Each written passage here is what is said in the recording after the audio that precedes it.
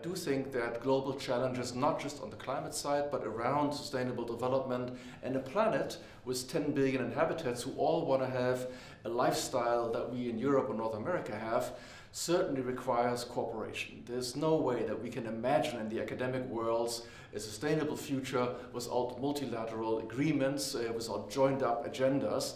And by that kind of ease of walking away from multilateral processes that we're seeing in Europe, a little bit in the US in this case, does concern me. On the other side, you see other actors like China stepping up to the plate and probably for a number of different reasons filling up that vacuum, also for geopolitical reasons. But I do think without a strong multilateral corporations, we will not make progress.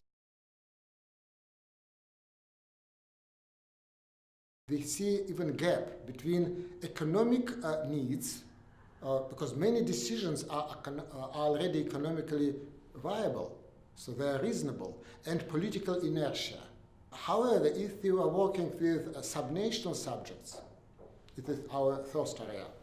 I mean regions, provinces, or cities, or business association, this gap is significantly smaller because they are completely follow economic decision without too smart geopolitical thinking, what is sometimes overload our presidents and heads of governments. I think a lot of this nationalist backlash stems from our failure to adequately manage globalization, to adequately regulate and control global problems in the past. And so to take the energy away from it, we'll need to have more effective solutions. Now, of course, that's harder in a world where we see this backlash because politicians who are elected on nationalist populist agendas aren't interested in reforming global governance, they're interested in shutting it down entirely. And so what we need to do is think about new and more effective solutions that can help to manage global problems that are creating very real impacts on national populations in order to sap the energy away from the backlash that's making the problem harder to solve in the first place. So we're in a destructive cycle of kind of self-reinforcing gridlock. We have to be very careful in not idealizing multilateralism, because multilateralism hasn't immediately helped solve many of the problems we're facing. Now, in the end, governments are also often acting upon what other actors are doing, what businesses are doing, what civil society is doing, what churches and faith communities are doing. So what is really important is not only multilateralism, but maybe multi-actoralism.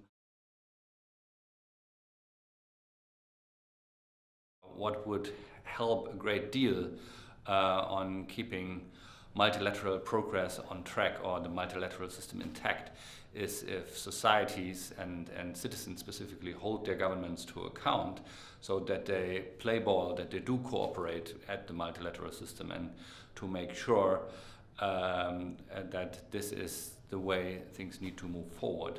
And this may be more easy in open democratic societies, but it's not an exclusive possibility for democratic citizens, but even in other countries, people can make it clear to their government that they expect them to cooperate to solve the global climate crisis. And now maybe we need a bit more bilateral connections because now we have to bring the experience from one country to the other. Maybe more regional conferences. The developing countries have to skip the coal age, yeah, that means now to see what are the problems in other countries, how can we overcome them, and so it's a bit more now a praxis.